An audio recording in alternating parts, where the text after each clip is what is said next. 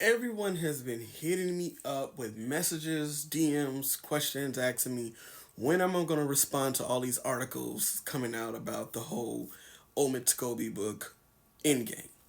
And my response to that is I'm not responding to excerpts of a book that's taken out of context and articles has made about these excerpts, and I know that the UK media will spin it in a way that's going to suit their narrative and agenda.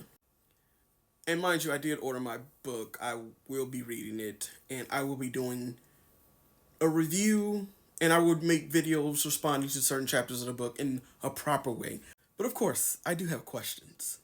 It is no secret that anytime there is someone who is overly pro Meghan and Harry, you are taking a risk of being attacked, doxxed, all sorts of things, and unfortunately, Omid Scobie is very used to that life. Unlike any UK journalist, he's always bombarded with questions about how did he get his sources, is he connected to Meghan and Harry, are they briefing him, is he this, is he that, why is he doing this, why is he doing this now where allegedly Harry and Meghan is patching things up with King Charles. He is helping to feel to spread the or feel the whatever. It is always these questions with him. And I always say to that, then why aren't you asking these questions for any of the other 10,000, 1,000,000, trillion, billion journalists who's written books about the royal family? And another thing where people accuse him of being a mouthpiece, and pretty much he's a mouthpiece for Meghan and Harry to attack William, or he has written horrible things about William, Kate, and Camilla. So why would anyone brief him? And I say to that by saying you're pretty much just confirming that you can't hold the royal family to account to any accountability, and you have to just write nice things about them. And if you don't, you are pretty much iced out of the whole royal rota, and that's just how it works. So pretty much there is no holding these powers to account for anything. That is what you're pretty much saying. Did anyone question Tina Brown about her sources for the Palace Papers? No.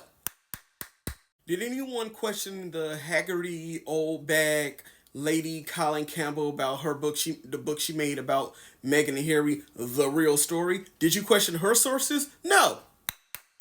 Did anyone question the nice, nasty, passive aggressive windbag Valentino Lowe about his book for the courtiers and how he got his sources and his stories? Did you question him? No. And did anyone question or even call out the rotten, brown-toothed Tom Bauer about his book Revenge, when this man has went on national television to say he was going after Meghan personally? He wanted to get revenge on Meghan himself. Did anyone go after him and question his sources for his book? No, you did not. And let's face it, the only reason why these people are upset is because, unlike them, Omid was a New York bestseller. So if you're not going to question these people about where they got their sources and whatnot, please don't question Omid. And mind you, I do find it kind of weird that any of these journalists just write biographies and stuff, unauthorized biographies about these people, and they monetize on it. And I feel like that was my biggest issue with Spare. Not necessarily the book, but the way they would criticize Harry for monetizing his own life when they have been monetizing on his life for the day he was born. And so for a bunch of people to now criticize a person who's taken back his power, his story, and say, no, I'm going to write about my own story. I don't need you to write about my story. I can do it. So for them to criticize Harry, I always found that so strange because it is his story to tell, not theirs. So back to my original point, like I do find it strange that these people can just write stories like constantly on a daily basis about people's lives that they're only getting third party sources and tidbits from.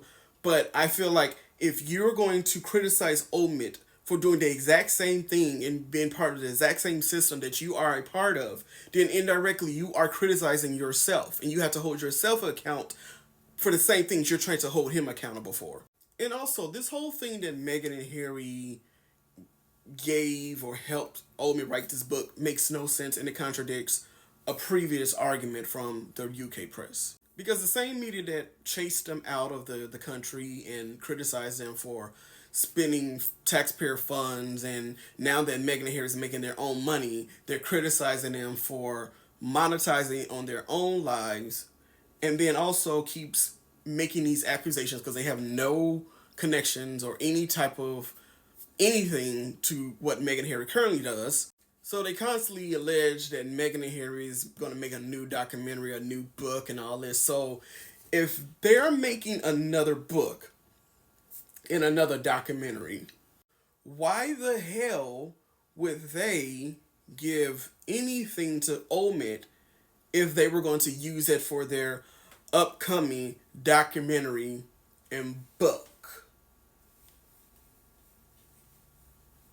Which one is it? Because you can't have both. Again, guys, I know you guys want me to respond to all these articles, and I'm not. I'm going to read the book myself, and I'm going to give you the truth. The real truth. Without any bias, without any type of spin. And I'm going to let you know, yes, I am a Meghan Harry supporter, but I'm going to always give you the truth first. Simple as that.